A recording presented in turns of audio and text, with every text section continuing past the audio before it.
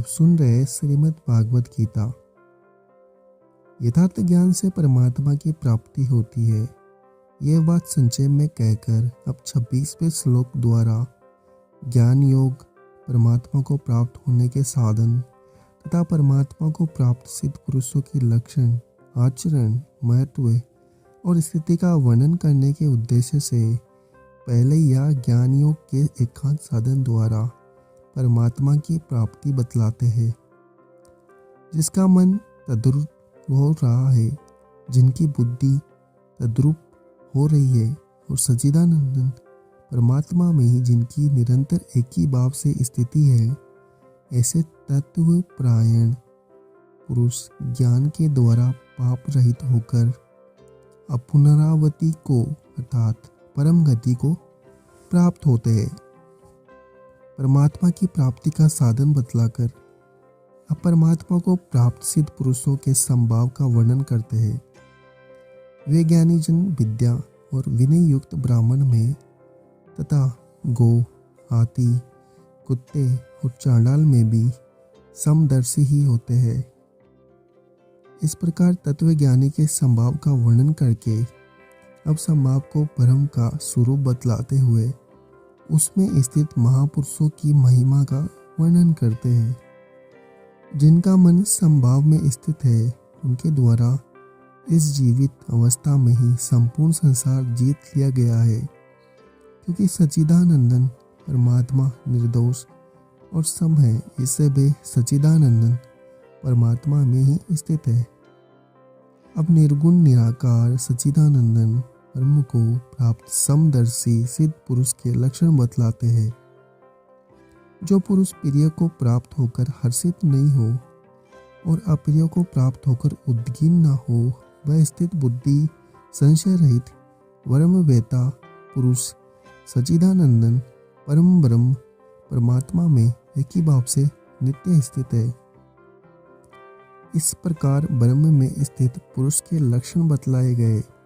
जब ऐसी स्थिति प्राप्त करने के साधन और उसके फल की जिज्ञासा होने पर कहते हैं, बाहर के विषयों में आसक्ति रहित अंतःकरण वाला साधक आत्मा में स्थित जो ध्यान जनित सात्विक आनंद है, उसको प्राप्त होता है। तदंतर वह सच्चिदानंदन परम ब्रह्म परमात्मा के ध्यान रूप योग में अभिन्न भाव से स्थित पुरुष अक्षय आनंद का अनुभव करता है। इस प्रकार इंद्रियों के विषयों में आसक्ति के त्याग को परमात्मा की प्राप्ति में हेतु बतलाकर अब इस श्लोक में इंद्रियों के भोगों को दुख का कारण और अनित्य बतलाते हुए भगवान उसमें आसक्ति रहित होने के लिए संकेत करते हैं। जो ये इंद्रिय तथा विषयों के संयोग से उत्पन्न होने वाले सब भोग है, वे यद्यपि विषयी पुरुषों को सुख रूप भासते हैं, तो भी दुख के ही हेतु है और आदि अंत वाले अर्थात अनित्य है। इसलिए है अर्जुन, बुद्धिमान विवेकी पुरुष उनमें नहीं रमता।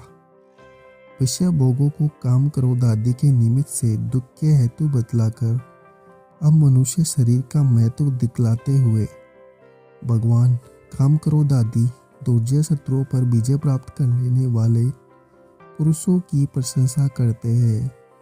जो साधक इस मनुष्य शरीर में शरीर का नाश होने से पहले ही काम क्रोध से उत्पन्न होने वाले वेग को सहन करने में समर्थ हो जाता है, वही पुरुष योगी है और वही सुखी है। उपयुक्त प्रकार से ब्रह्म विषय भोगों को क्षणिक और दुखों का कारण समझकर तथा आसक्ति का त्याग करके जो काम क्रोध पर विजय प्राप्त कर चुका है, अब ऐसे सांख्य योगी की अंतिम स्थिति का फल सहित वर्णन किया जाता है। जो पुरुष अंतरात्मा में ही सुख वाला है, आत्मा में ही रमण करने वाला है तथा जो आत्मा में ही ज्ञान वाला है, वह सच्चिदानंदन परम ब्रह्म परमात्मा के साथ एक ही भाव को प्राप्त सांख्य योगी शांत ब्रह्म को प्राप्त होता है। इस प्रकार जो परम ब्रह्म परमात्मा को प्राप्त हो गए हैं, उन पुरुषों के लक्षण 2 श्लोकों में बताते हैं।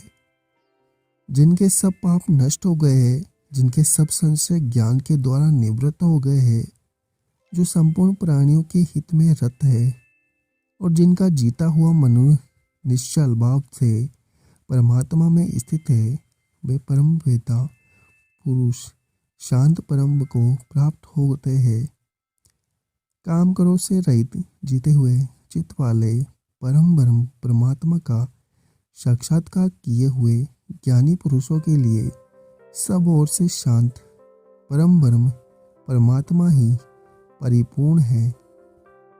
कर्म योग और सांख्य योग दोनों साधनों द्वारा परमात्मा की प्राप्ति और परमात्मा को प्राप्त महापुरुषों के लक्षण कहे गए। उक्त दोनों ही प्रकार के साधकों के लिए वैराग्य पूर्वक मन इंद्रियों को बस में करके ध्यान योग का साधन करना उपयोगी है।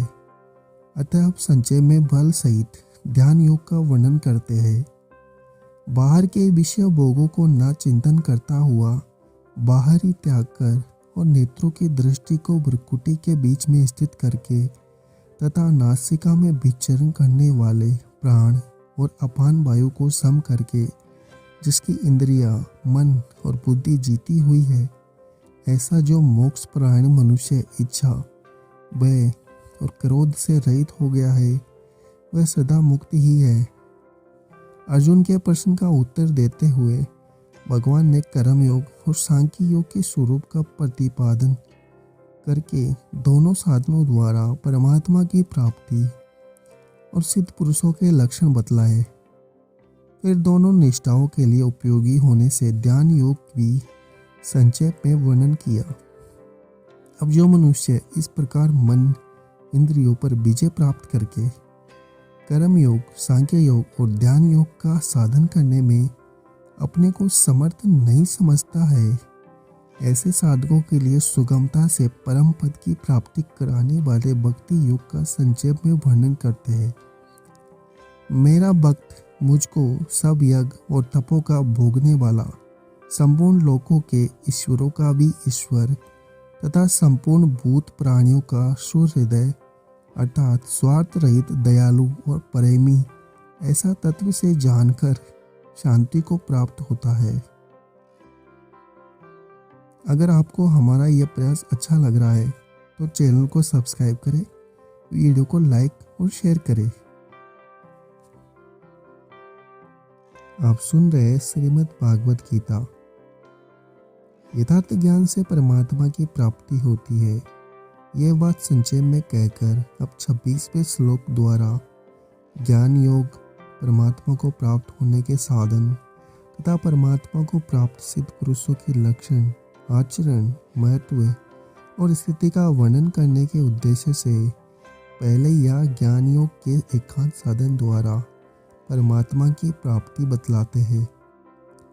जिसका मन तद्रुप हो रहा है, जिनकी बुद्धि तद्रुप हो रही है और सच्चिदानंद परमात्मा में ही जिनकी निरंतर एक ही भाव से स्थिति है, ऐसे तत्व प्रायण पुरुष ज्ञान के द्वारा पाप रहित होकर अपुनरावृत्ति को अर्थात परम गति को प्राप्त होते हैं। परमात्मा की प्राप्ति का साधन बतलाकर अब परमात्मा को प्राप्त सिद्ध पुरुषों के संबंध